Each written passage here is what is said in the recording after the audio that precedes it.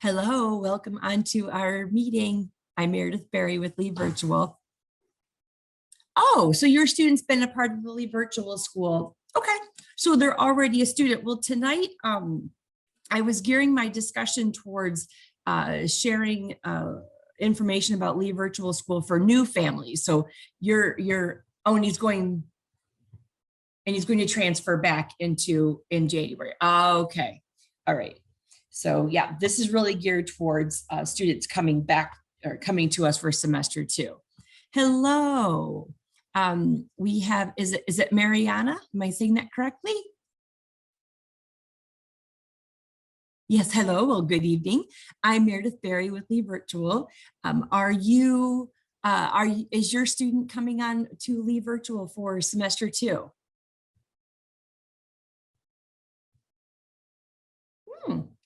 And what grade level?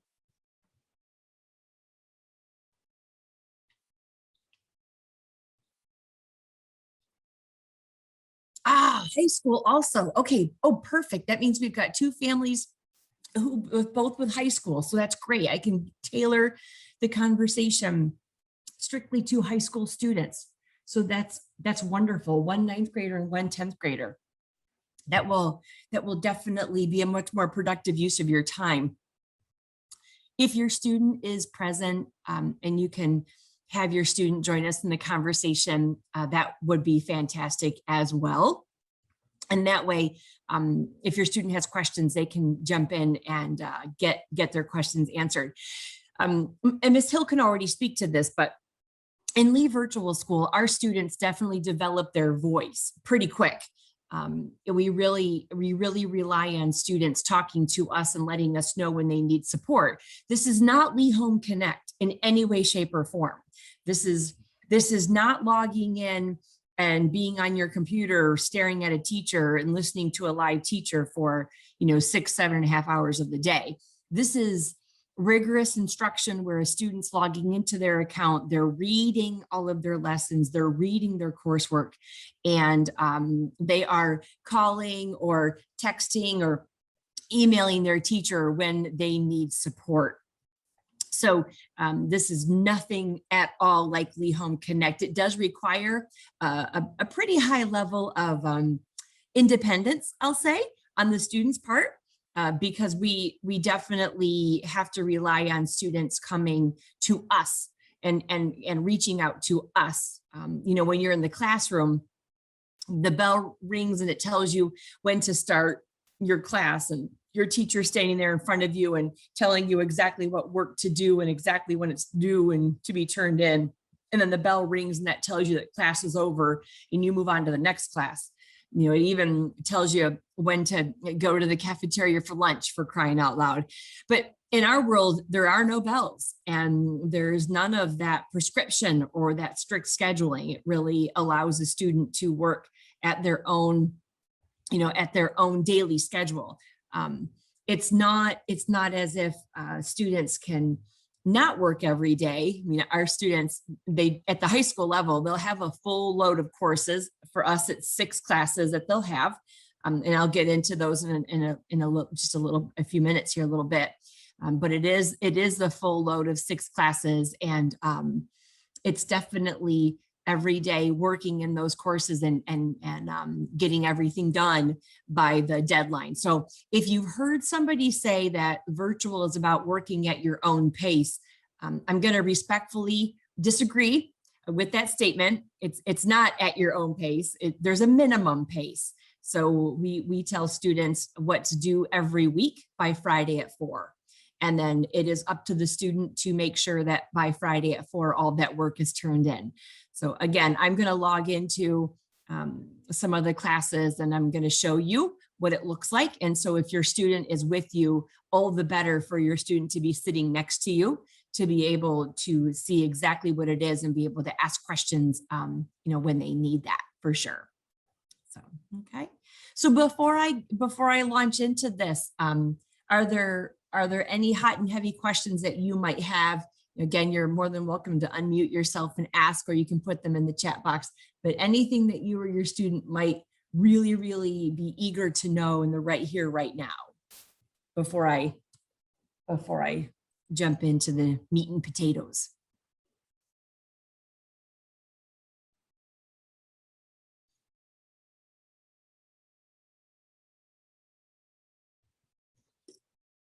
Okay.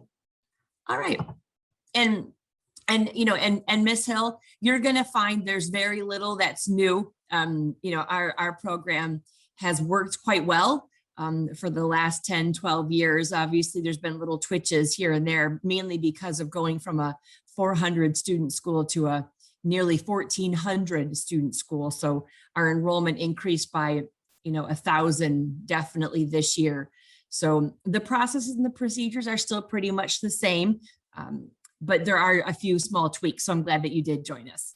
All right, so bear with me while I share my screen here. And let's see here.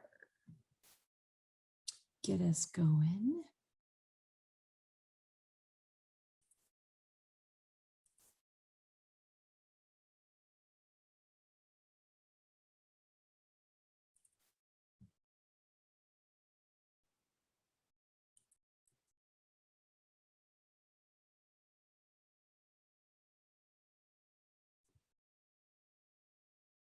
Boy, my computer is just really being silly tonight. You know, and I guess that's it's actually a great example of just the way it goes, life goes for us. You know, technology is never, it's never absolutely perfect. And as much as we prep and plan, you know, and rely on technology, there are times when it just doesn't seem to want to cooperate. And like I said, I had to restart my computer to get the Zoom to work, and my logging into my virtual account is being just a little bit slow here as well. Okay.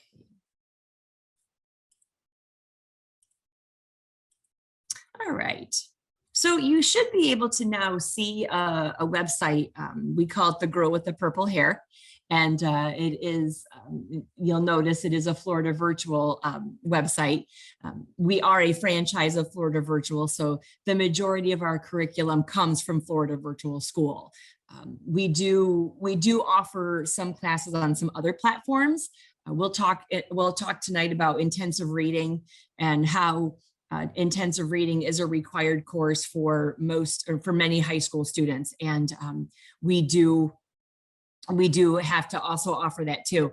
And that is a class that we do offer, but it's not on this particular website. But for the most part, all of our classes are on the Florida Virtual website. So if your student already has an account, wonderful. That's great. We will tap into that account and we will provide your student with their login information, because they very well might not remember it. And we'll get them going and scheduled so that on January 12th, they'll be able to start their classes right there.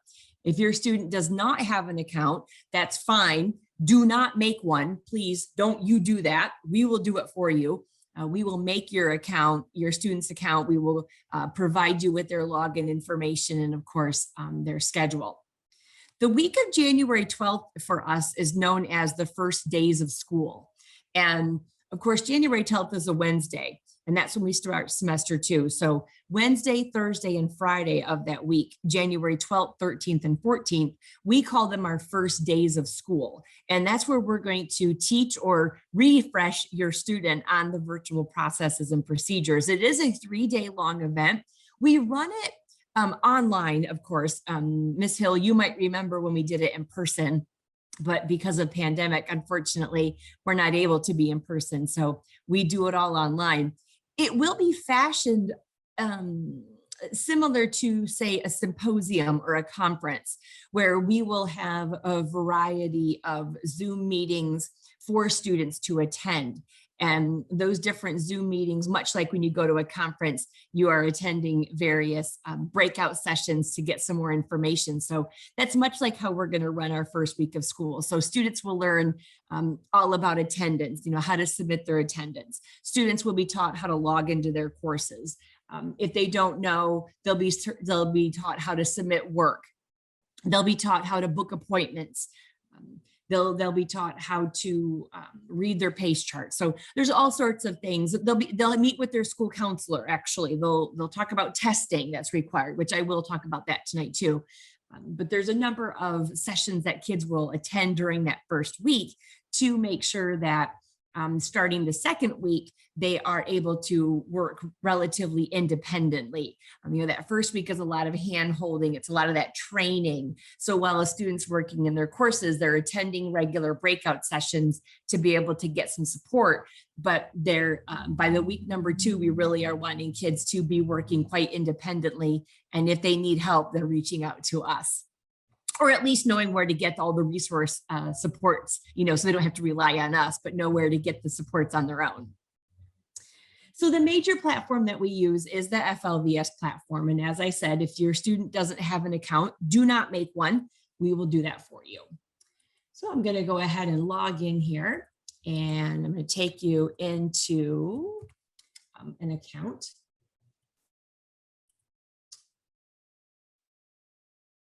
Okay. Now, can you just confirm for me, please, that you're all seeing my screen, which says student dashboard? Just want to jump in that chat box and make sure.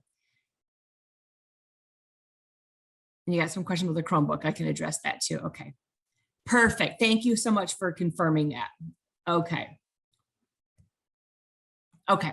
So, yep, you're all seeing it. So when your students log into their virtual account, they'll land on their dashboard. And there's usually some kind of a note here from us for our students, so we can remind them of some things. So as you can see, we're reminding our current students that they want to have their classes done by December 17. Now, you might automatically say, December 17, that sounds really early because the semester doesn't really end until January 7. So why the 17th? Well, in our world, we want our students to be done actually a week prior to the last week of the semester. So we always set our pace charts to being done earlier.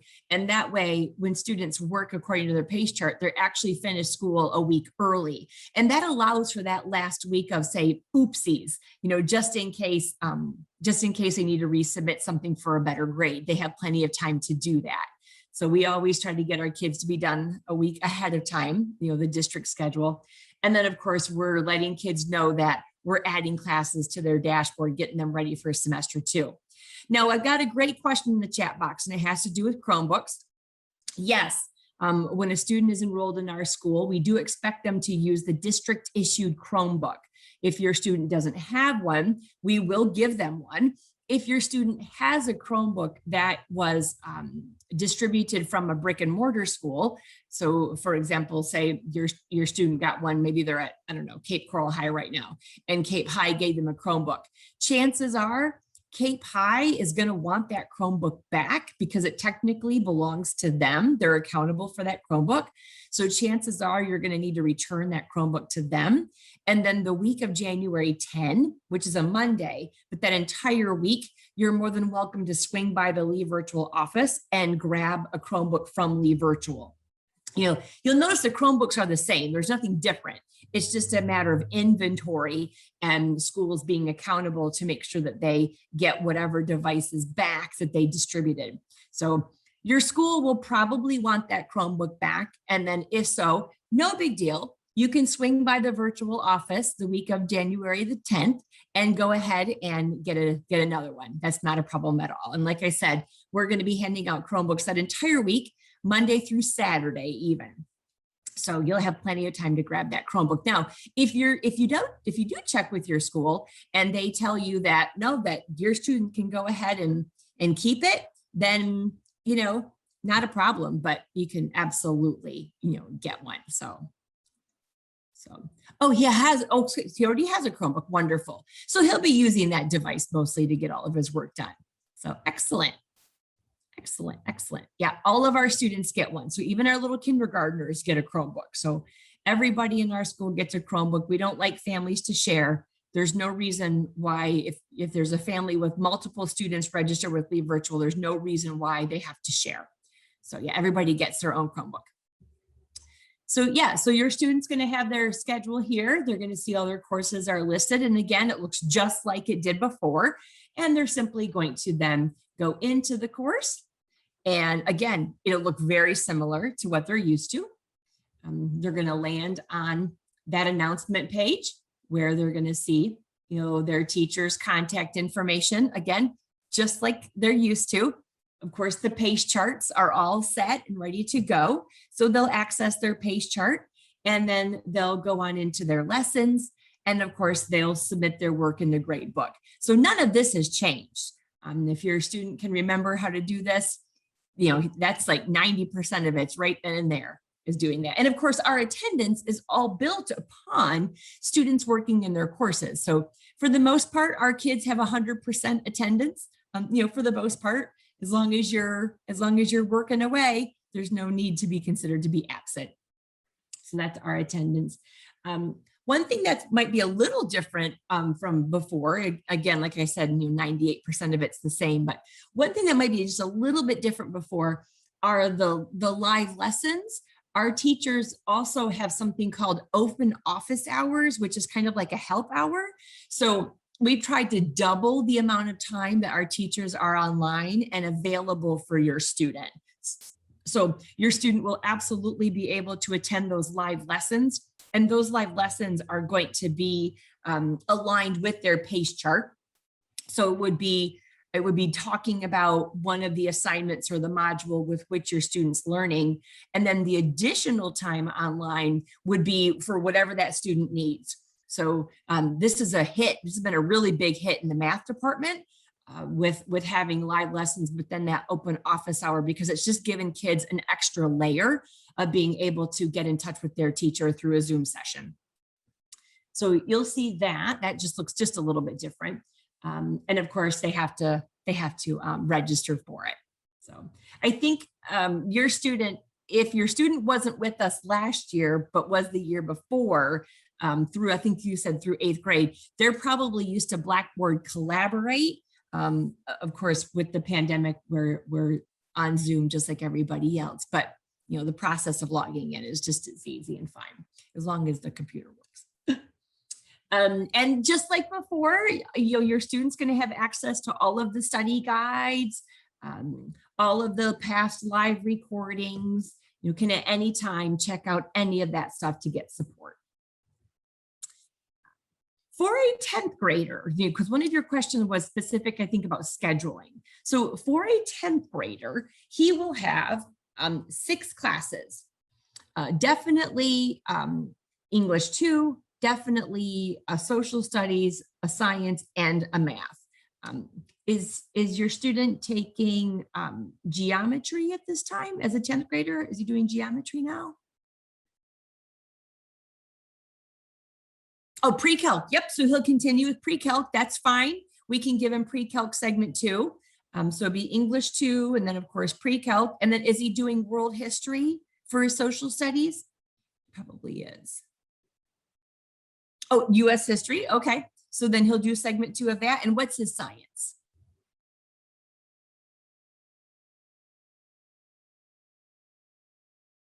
Chemistry. Yeah. Fine.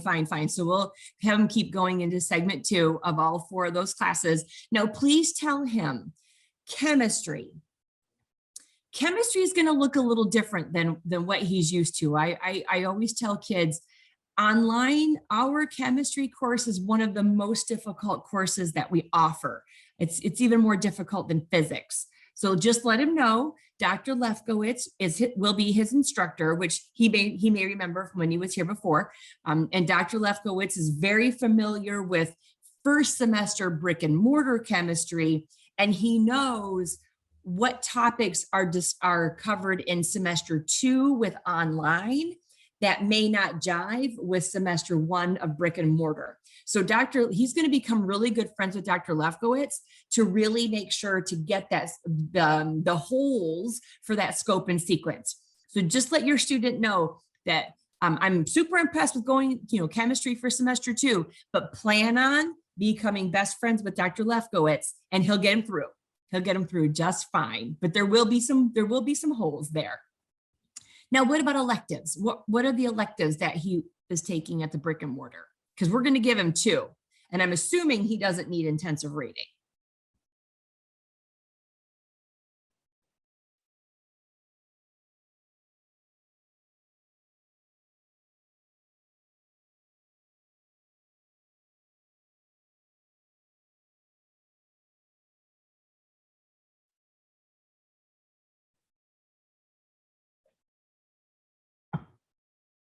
Well, we can look up his schedule and find out what the 2, what electives he's taking. He's probably got 8 classes actually right now. Usually they do.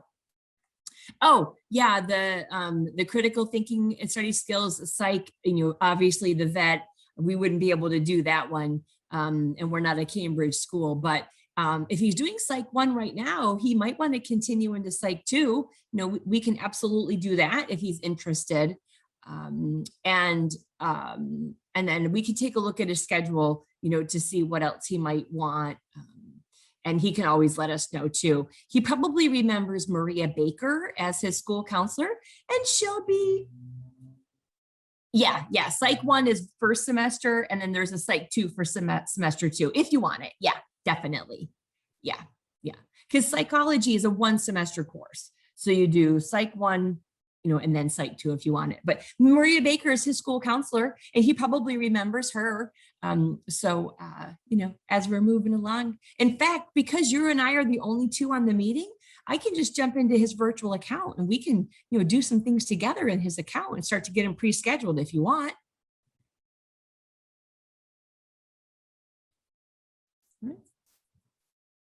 Well, is there anything else?